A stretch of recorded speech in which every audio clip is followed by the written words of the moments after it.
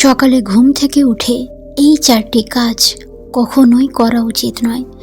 এই 4টি কাজ করলে সারা জীবন দারিদ্রতা থেকে কখনোই বের হতে পারে না। এটা বলে যদি দিনের শুরুটা ভালো হয় তো সমস্ত কাজ সফল হয়ে যাবে।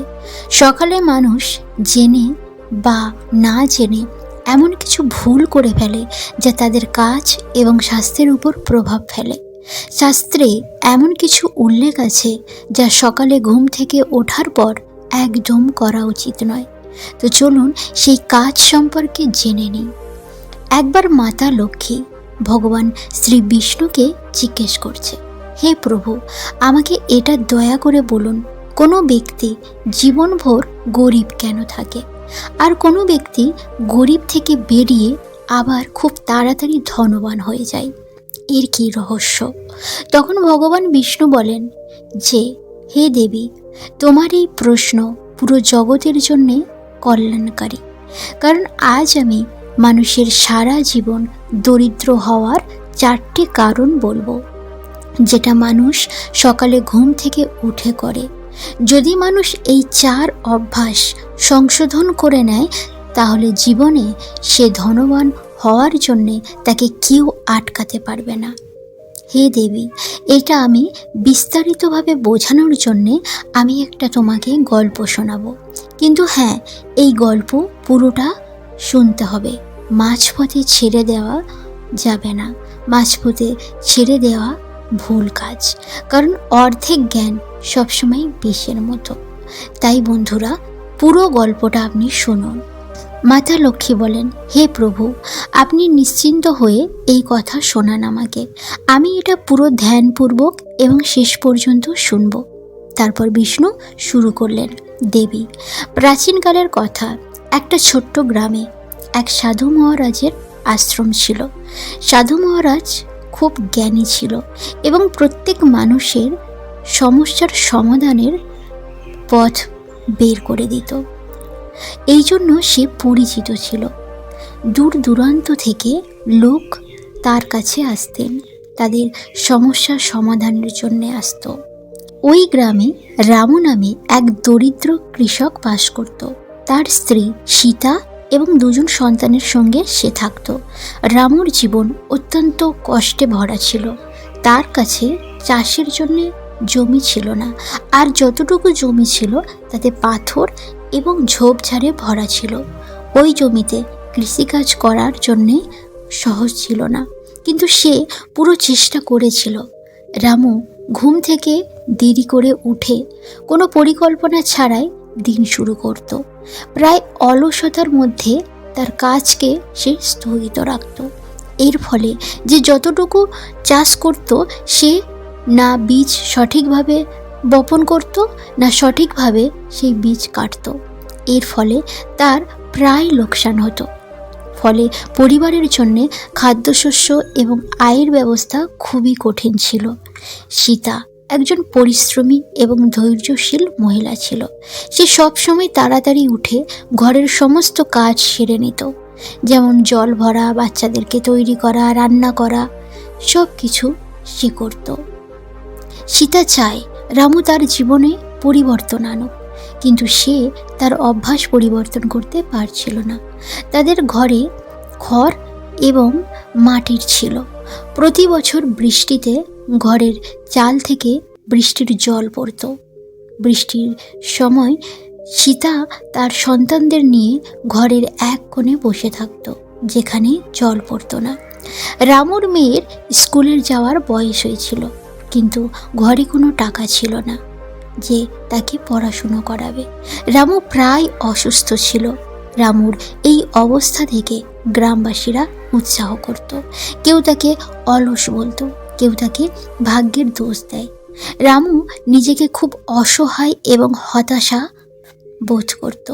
প্রত্যেক রাতে ঘুমানোর সময় সে ভাবত তার জীবন কবে বদলাবে। কিন্তু আবার পরের দিন সকালে আবার সেই দিন, আবার সেই অভাব অনটন। একদিন গ্রামে খবর ছড়িয়ে পড়ে, সাধু মহারাজ সেখানে আশ্রম তৈরি করেছে এবং তিনি সব মানুষের সমাধানের পথ বের করে দিচ্ছে। সীতা রামুকে অনুরোধ করল, ওই সাধু মহারাজের কাছে যেতে। রামু তারপর সিদ্ধান্ত নেয় যে ওই আশ্রমে যাবে, কিন্তু সে প্রথমে রাজি ছিল না। তারপর সে সিদ্ধান্ত নিয়েই ফেলে যে ওই মহারাজের কাছে যাবে। রামু সাধু মহারাজের কাছে পৌঁছালো। সে তার চরণে প্রণাম করল আর তারপর তার গরিবী সমস্যার কথা বললেন। রামু বললেন, মহারাজ, আমি খুব গরিব, দিন রাত পরিশ্রম করি, কিন্তু তবুও জীবনে সুখ নেই। দয়া করে আমাকে পথ দেখান। সাধু মহারাজ রামুর দিকে তাকিয়ে হাসল, বললেন, দারিদ্রতা কেবল অর্থের অভাবে হয় না, বরং এটা মন এবং অভ্যাসের প্রতিবিম্ব। যদি তুমি চাও, আমি তোমাকে 4টা এমন অভ্যাস বলবো যা তোমাকে চিরকাল গরিব বানিয়ে রেখেছে। এই 4টি অভ্যাস যদি তুমি ত্যাগ করো, যদি তুমি এটা বুঝে এই 4টি অভ্যাস ছেড়ে দিতে পারো, তাহলে তোমার জীবন বদলে যাবে। ফের রামু বললেন, মহারাজ, এই 4টি অভ্যাস আমাকে জলদি বলুন। ফের সাধু মহারাজ বললেন, ঠিক আছে, তবে শোনো রামু, যখন মানুষ সকালে ঘুম থেকে উঠে অলস থাকে এবং নিজের দিনের শুরুটা সঠিকভাবে শুরু না করে, তাহলে তার জীবন সবসময় এলোমেলো থাকবে। একটা ছোট্ট গল্পের মাধ্যমে আমি তোমাকে বোঝাবো। বহু বছর আগে এক রাজা তার রাজ্যে কৃষকদের অলসতার ক্ষতি সম্পর্কে বোঝাচ্ছিলেন।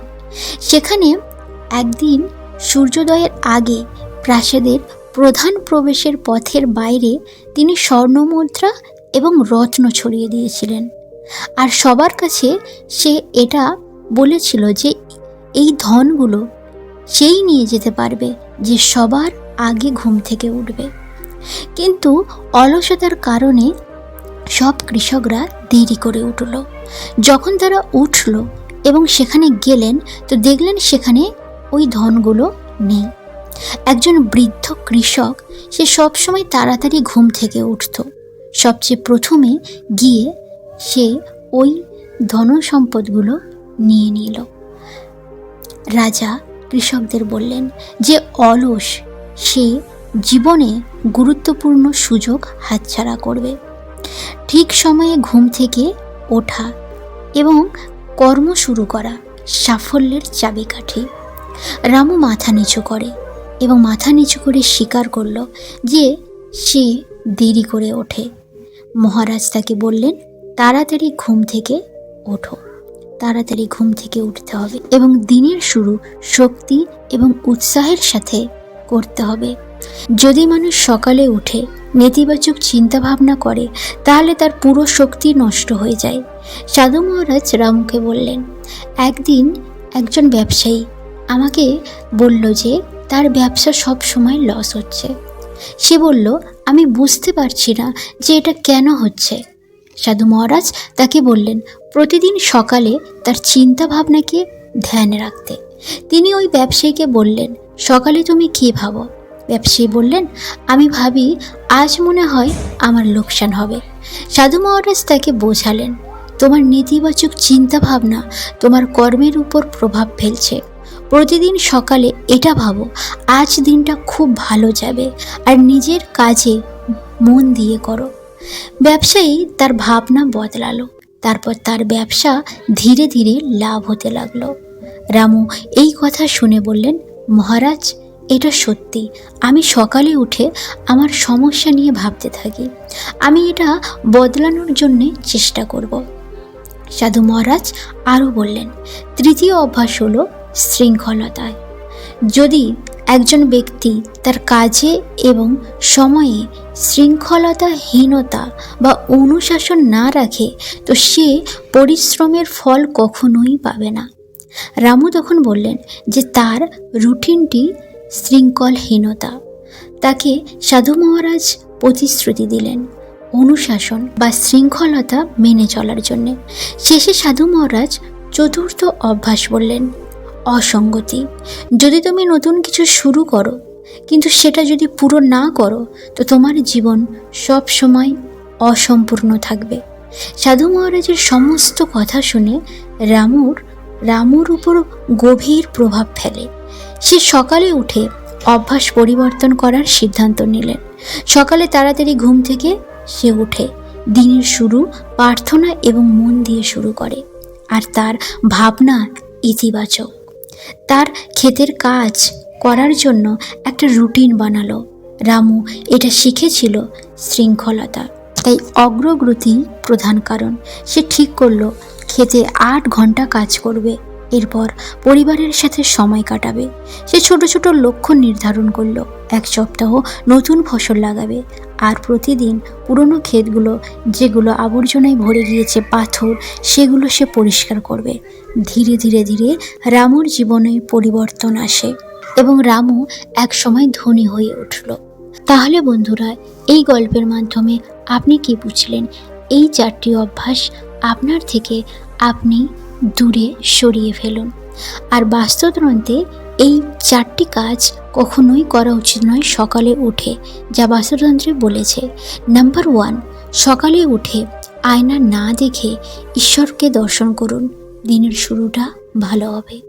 দ্বিতীয় যে কাজটা করা উচিত নয় সকালে উঠে, সেটা হলো বন্ধ ঘড়ি দেখা উচিত নয়। যে ঘড়ি চলে না, যে ঘড়ি খারাপ হয়ে গেছে, সেই ঘড়ি যদি আপনি দেখেন তাহলে আপনার প্রতিটা কাজে বাধা আসবে। তৃতীয় যে কাজটা করা উচিত নয় সেটা হলো সকালে উঠে নোংরা বাসনপত্র দেখা শরীরের ইতিবাচক শক্তির প্রবাহ কমে যায়। তাই রাতেই নোংরা বাসনপত্র পরিষ্কার করে নেওয়া ভালো, কারণ রান্নাঘরে মা লক্ষ্মীর বসবাস। যদি মা লক্ষ্মী না থাকে তাহলে ধন কোথা থেকে আসবে? চতুর্থ যে কাজটা করা উচিত নয় সেটা হলো নিজের বা অন্য কারোর ছাওয়া না দেখা। সকালে উঠে কখনোই নিজের ছাওয়া বা অন্য কারোর ছাওয়া কখনোই দেখা উচিত নয়। তো আজকের ভিডিওটা যদি আপনার উপকারে আসবে বলে মনে হয়, ভালো যদি লাগে অবশ্যই ভিডিওটা বন্ধুদের সঙ্গে শেয়ার করুন, লাইক করুন, কমেন্ট করুন, আর প্লিজ চ্যানেলটিকে সাবস্ক্রাইব করুন। ভালো থাকবেন, সুস্থ থাকবেন। আজকের মতো ধন্যবাদ।